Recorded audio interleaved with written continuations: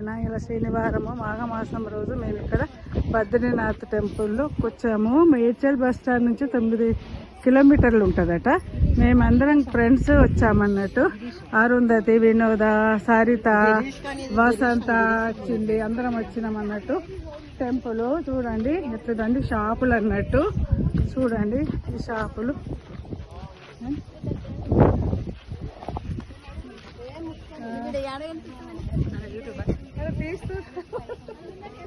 ఇలా శనివారము మాఘమాసం రోజు మేము ఇక్కడ బద్రీనాథ్ టెంపుల్లో వచ్చాము. మేడ్చల్ బస్ స్టాండ్ నుంచి 9 కిలోమీటర్లు ఉంటుందట. మేమందరం ఫ్రెండ్స్ వచ్చామన్నట్టు. అరుంధతి, వినోద, సారిత, వసంత, చిండి అందరం వచ్చినామన్నట్టు. టెంపుల్ చూడండి ఎట్లుదండి, షాపులు అన్నట్టు. చూడండి ఈ షాపులు.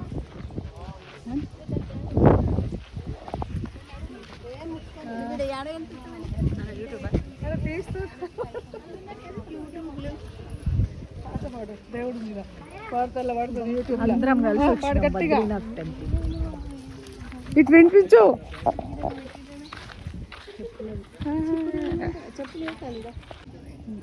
దక్షిణ కాశీ అంటారు కదా దీన్ని, టెంపుల్ కదా.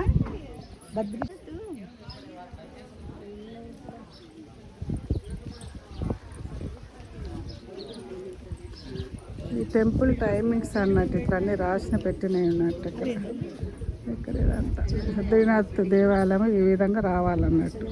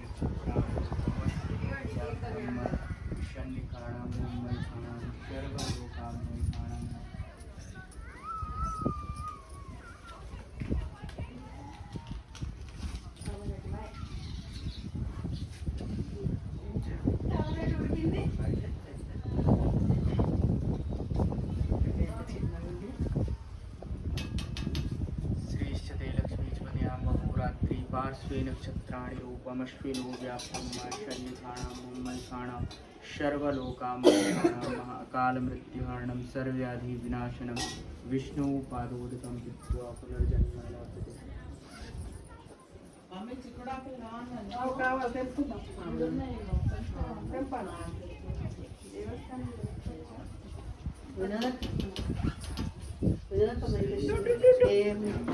అరే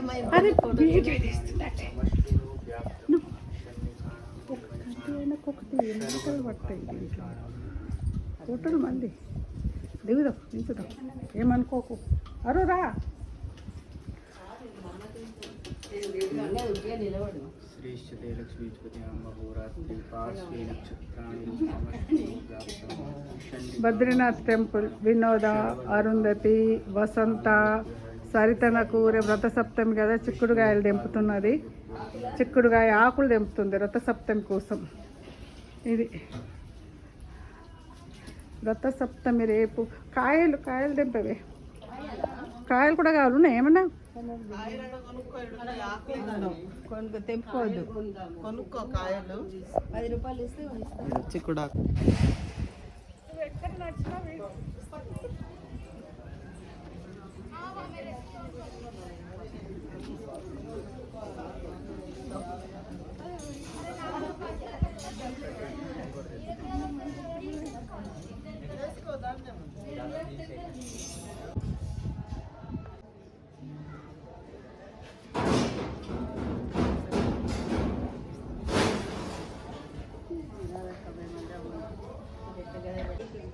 గిరీష్ అని మాకు పాపం కండ్ల కోయ తీసుకెళ్ళాడు. ఇక్కడ బద్రీనాథ్ టెంపుల్కి తీసుకొచ్చాడు గిరీష్.